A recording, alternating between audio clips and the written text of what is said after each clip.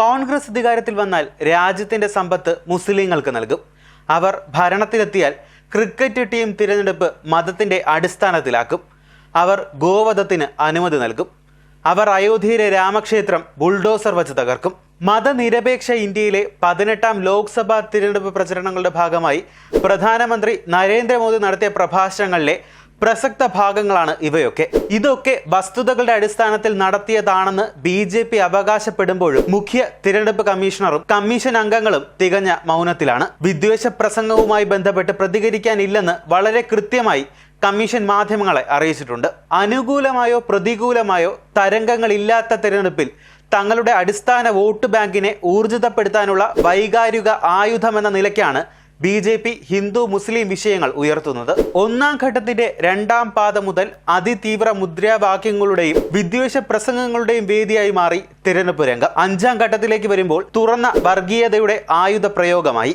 April 21-ന് Narendra Modi തന്നെയാണ് വർഗീയ വിഷം തുപ്പിത്തുടങ്ങിയത്. കോൺഗ്രസ് അധികാരത്തിലെത്തിയാൽ പാവപ്പെട്ട ആദിവാസികളുടെ സ്വത്ത് പിടിച്ചെടുത്ത് മുസ്ലിങ്ങൾക്ക് വിതരണം ചെയ്യുമെന്ന് തുറന്ന പ്രസ്താവന നടത്തിയായിരുന്നു രാജസ്ഥാനിലെ ആദിവാസി മേഖലകളിൽ മോദി തുടക്കമിട്ടത്. കൂടുതൽ കുട്ടികളുള്ളവർ, നുഴഞ്ഞുകയറ്റക്കാർ തുടങ്ങിയ പരാമർശങ്ങളായിരുന്നു പ്രസംഗത്തിലുടനീളം. ഹിന്ദു വിഭാഗങ്ങളെ വൈകാരികമായി ഉണർത്താൻ താലിമാല പോലും പിടിച്ചെടുക്കുമെന്ന പ്രയോഗവും ആസൂത്രിതമായിരുന്നു. തുടർന്ന് ആഗ്രയിൽ നടത്തിയ പ്രസംഗത്തിൽ മുസ്ലിം എന്ന പരാമർശം ഒഴിവാക്കിയെങ്കിലും പ്രധാനമന്ത്രി വർഗീയ പരാമർശങ്ങൾ ആവർത്തിച്ചു. മോദിയുടെ വാക്കുകളുടെ ചുവട് പിടിച്ച് മുതിർന്ന കേന്ദ്രമന്ത്രിമാരും നേതാക്കളും വിവിധ വേദികളിൽ ഇതേ പരാമർശങ്ങൾ ഉയർത്തിക്കൊണ്ടേയിരുന്നു. പ്രസംഗത്തിന്റെ വീഡിയോ ദൃശ്യങ്ങൾ പുറത്തു വന്നതിന് പിന്നാലെ വ്യാപക വിമർശനമാണ് പ്രധാനമന്ത്രിക്കെതിരെ ഉയർന്നത്.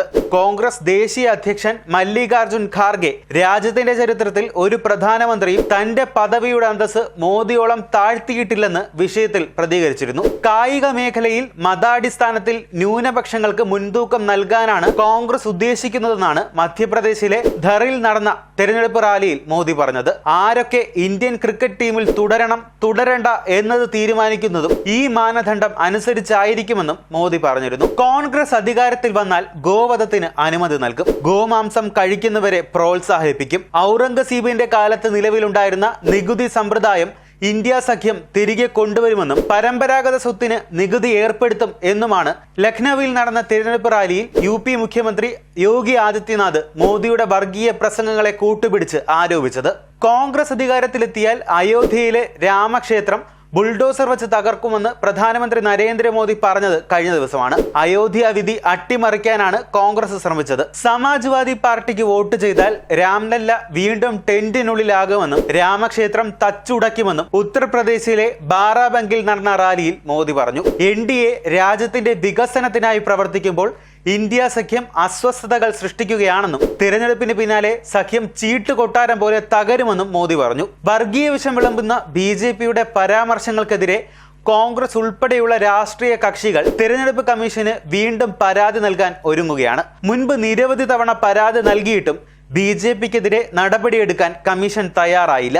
BJP നേതാക്കളുടെ പരാമർശങ്ങൾ എല്ലാ തലത്തിലും വിദ്വേഷ പ്രചരണം ഉണ്ടാക്കുന്നതാണെങ്കിലും കമ്മീഷൻ ഇത്തവണയും നടപടിയെടുക്കാൻ തയ്യാറാകും എന്ന് കരുതാനാകില്ല. തെരഞ്ഞെടുപ്പ് പ്രഖ്യാപനത്തിന് 4 ദിവസത്തിന് ശേഷം ഡൽഹി മുഖ്യമന്ത്രി അരവിന്ദ് കെജ്രിവാളിനെ അറസ്റ്റ് ചെയ്തതിനെതിരെ തുടക്കത്തിൽ ഇന്ത്യ സഖ്യത്തിലെ കക്ഷികൾ കമ്മീഷനെ കണ്ടിരുന്നു. എന്നാൽ ഒരു നടപടിയും എടുത്തില്ല. തിരഞ്ഞെടുപ്പ് കാലത്ത് അന്വേഷണ ഏജൻസികളുടെ ഉൾപ്പെടെ നിയന്ത്രണം കമ്മീഷൻ ഏറ്റെടുക്കണം എന്നതായിരുന്നു ആവശ്യം. തിരഞ്ഞെടുപ്പ് കാലത്ത് സംസ്ഥാനങ്ങളിൽ പോലീസിന്റെ പോലും ദൈനംദിന കാര്യങ്ങളിൽ ഒഴികെയുള്ള കാര്യങ്ങളിൽ ഫലത്തിൽ നിയന്ത്രണം കമ്മീഷനാണ്. കമ്മീഷന്റെ അനുമതി ഇല്ലാതെ ഉദ്യോഗസ്ഥരെ സ്ഥലം മാറ്റാൻ പോലും സർക്കാരിന് കഴിയില്ല. എന്നാൽ പ്രതിപക്ഷത്തിന്റെ ഈ ആവശ്യം കമ്മീഷൻ അംഗീകരിച്ചില്ല. ഒരു ഭരണഘടനാ സ്ഥാപനം എന്ന നിലയ്ക്ക് സർവാധികാരികളായ തെരഞ്ഞെടുപ്പ് കമ്മീഷൻ ഭരണഘടനാ ലംഘനം നടത്തുന്ന BJPക്ക് പരസ്യമായി കുടപിടിച്ച് അധപ്പതിക്കുന്ന കാഴ്ചയാണ് ഈ തിരഞ്ഞെടുപ്പ് കാലത്ത് കാണാനാകുന്നത്.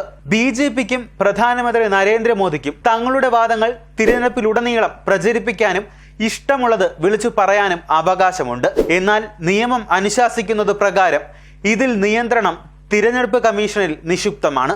നീതിയുക്തമായ ഫ്രീ ആൻഡ് ഫെയർ പോളാണ് ഇലക്ഷൻ കമ്മീഷനിൽ നിന്നും ഇന്ത്യൻ ജനത പ്രതീക്ഷിക്കുന്നത്. അത്തരത്തിൽ തന്നെയാണ് മുൻകാലങ്ങളിലെ ഇലക്ഷൻ കമ്മീഷനുകൾ പ്രവർത്തിച്ചിരുന്നതെന്ന് ചരിത്രം നമ്മളെ പഠിപ്പിക്കുന്നു.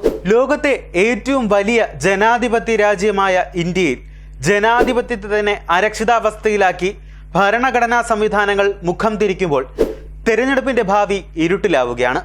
ഒപ്പം മതേതര ഇന്ത്യയുടെയും.